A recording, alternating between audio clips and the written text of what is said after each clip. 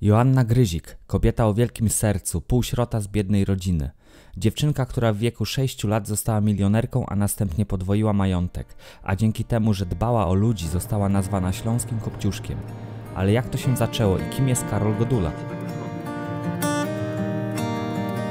Had a few kids, bought a new house, promised you heaven but it never did work out. Będąc w Kopicach, zainteresowała nas historia Joanny Gryzik, śląskiego Kopciuszka, także wybraliśmy się na Śląsk, żeby podążać jej śladem. Teraz jesteśmy akurat przed elektrociepłownią Sząbierki, należącą do rodu Szafgotców, znaczy w tej chwili już nie, Szafgotów. Historię Joasi Gryzik znajdziecie u nas na blogu, w skrócie. Jeżeli Was zainteresuje, to dajcie znać, na pewno ją rozwiniemy. W tej chwili elektrownia na Sząbierkach już nieczynna, ale można jeszcze zwiedzać z przewodnikiem, a my przygotowaliśmy skrót z wyprawy.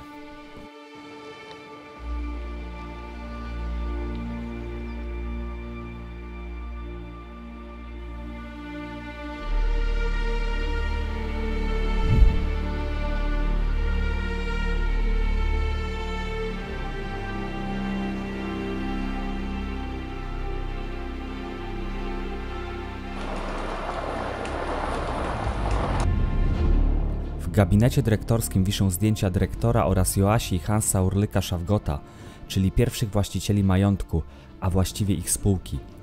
Architektami tej wspaniałej budowli byli kuzyni Zilmanowie. Elektrociepłownia została zaprojektowana na wzór zamku pruskiego. Świadczy o tym wieża, mały dziedziniec oraz sala balowa.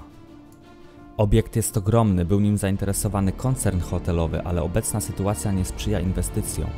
Obecni właściciele nie chcą sprzedać elektrociepłowni po cenie zakupu miastu Bytom, które urządziłoby tu muzeum. Zapewne za rok, dwa nie będzie możliwe już zwiedzanie ze względu na zły stan techniczny.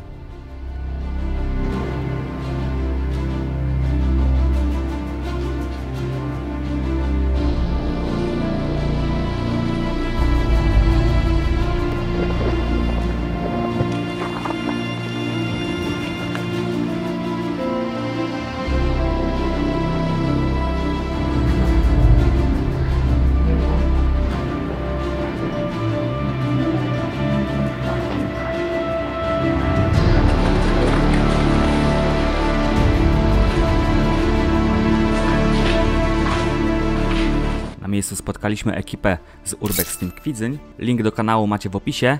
Zajrzyjcie do nich po więcej urbexowego klimatu.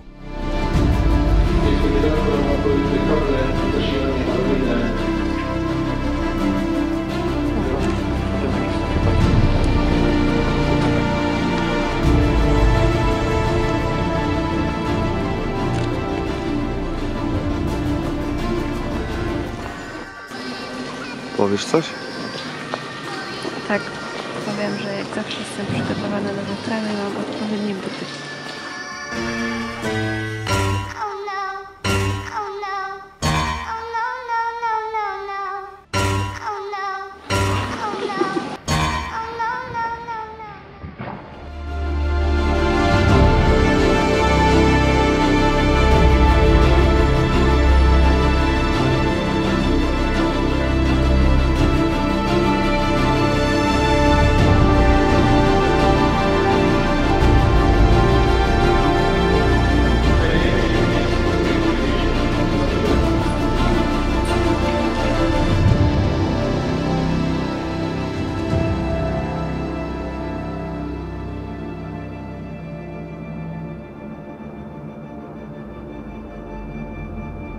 Będąc w Sząbierkach, warto zainteresować się kościołem Najświętszego Serca Pana Jezusa.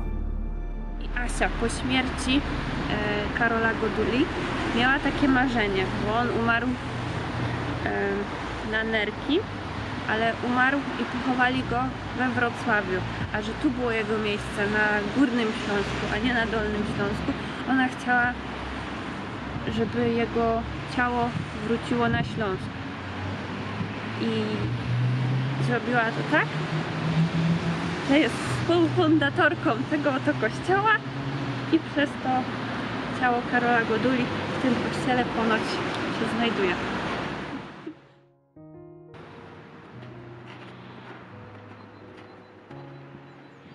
Jesteśmy w Rudzie Śląskiej, gdzie mieszkał Karol Godula i tuż obok jego domu znajdował się zamek.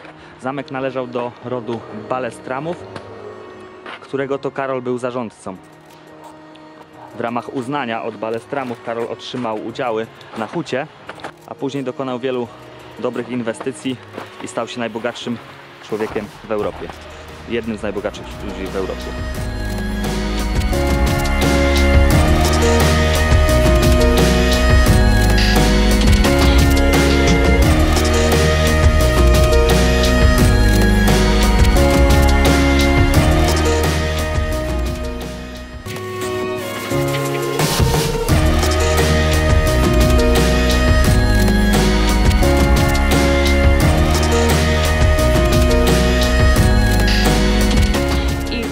Legenda, bo w sumie to nie jest do końca potwierdzone, że Karol Godula spotkał się z Antonim Ziobro właśnie na tej górze Hugona.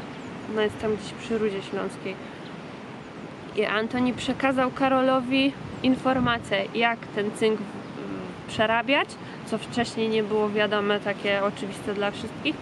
I to był taki punkt zwrotny w karierze Karola, bo on te informacje wykorzystał tu u Balestramów i później przy swoich kopalniach i stał się królem cynku.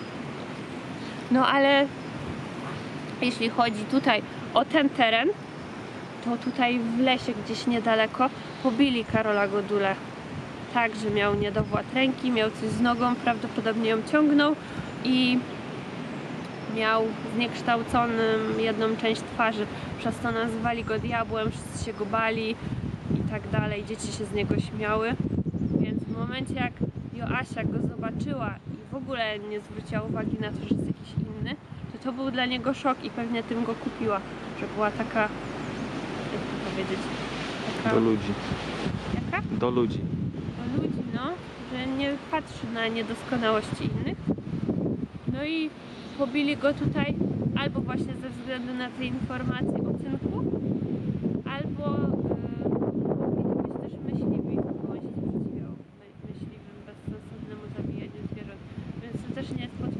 dlaczego tak się stało, ale go pobili prawie na śmierć.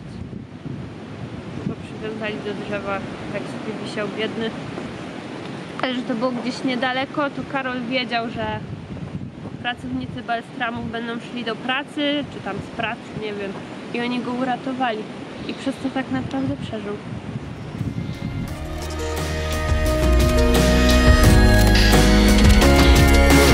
A my odbijamy na chwilę do Opola.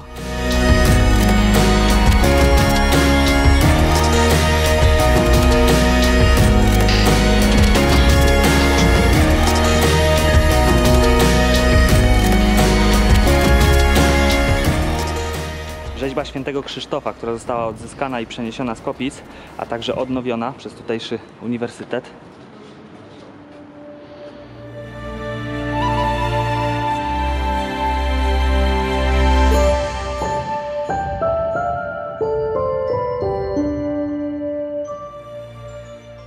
Tak jak całe 2 dni gadam wam o Kopciuszku i Joannie Gryzik, Karolu Goduli. Tak, teraz przyjechaliśmy w miejsce, które nas zachwyciło, jak zobaczyliśmy je w grudniu po raz pierwszy na własne oczy. Na tyle nas to zachwyciło, a szczególnie Karolinę, że zapoznała się z całą historią śląskiego Kopciuszka.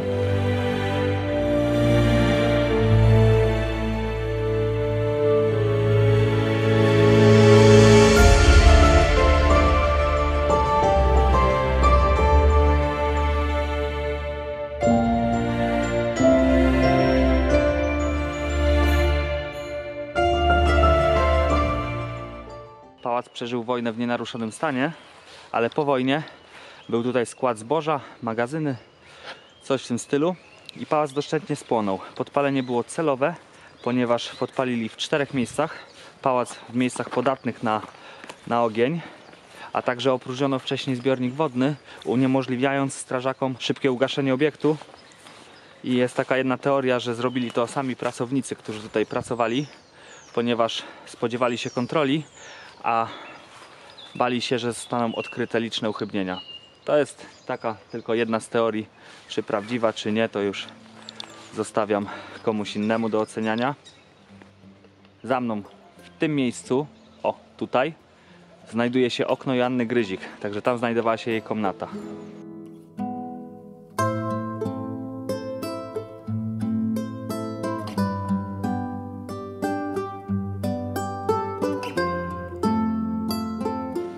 Mauzoleum rodu Szafgotów. Tutaj spoczywa Joanna Gryzik. Jej ciało zostało co prawda przeniesione z pierwszego mauzoleum, które znajduje się w parku, którego nie udało nam się niestety znaleźć. Ale widać, że mimo że majątek cały, powiedzmy, został zniszczony, to jest fundacja mauzoleum w Kopicach i to dzięki niej to mauzoleum zostało odbudowane. A teraz małe sprostowanie. Szczątki Joanny Gryzik spoczywały tutaj od samego początku. Niestety późniejsze wydarzenia nie były zbyt przyjemne, gdyż zbezczeszczono mauzoleum, a teraz to nie fundacja, a grupa pasjonatów postarała się o odbudowanie mauzoleum. Szczegółowe informacje znajdziecie na naszym blogu, na którego serdecznie zapraszamy. Linki macie w opisie. Jesteśmy na górze Hugona. Myśleliśmy, że to jest trochę ładniejsze miejsce, aczkolwiek to jest zwykły las, nawet nie las, taki raczej zalesiony teren. A dlaczego tutaj jesteśmy? Ponieważ to w tym miejscu Karol Godula spotkał Antona Ziobro, który to zdradził mu, jak przerabiać cynk oraz gdzie najlepiej, oraz miejsca, w których można by kopać. Więcej informacji jak zawsze macie na blogu, a my zachęcamy do subskrypcji kanału. Trzymajcie się, hej!